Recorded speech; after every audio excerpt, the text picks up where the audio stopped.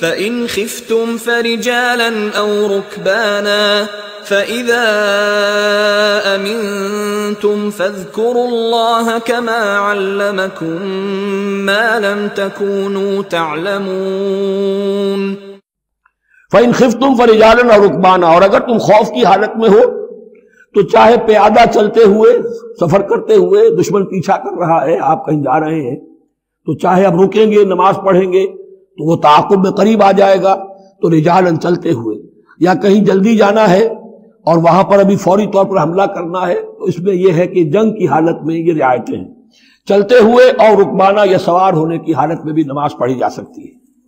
فَإِذَا أَمِنْتُمْ، لیکن پھر جب امن میں ہو جاؤ، فَاذْكُرُوا اللَّهَ كَمَا عَلَّمَكُمْ، پھر اللہ کو یاد کرو جیسے کہ تمہیں اس نے سکھایا ہے۔ کس نے سکھایا ہے؟ محمد الرسول اللہ۔ صلو کما رأیتمونی اصلی، نماز پڑھو جیسے کہ تم مجھے دیکھتے ہو میں نماز پڑھتا ہوں۔ وہ ہے اللہ کا سکھایا ہوا، اس لیے کہ یہ بھی ثابت ہے روایات سے کہ حضرت جبرائیل نے آ کر حضور کو نماز پڑھائی، 2 دن پڑھائی ہے۔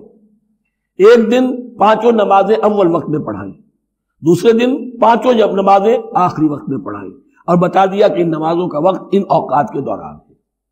تو معلم جو ہے حضور کے نماز کے معاملے میں حضرت جبرائیل ہے، اور اب حضور جو ہے پوری امت کے لیے معلم ہے۔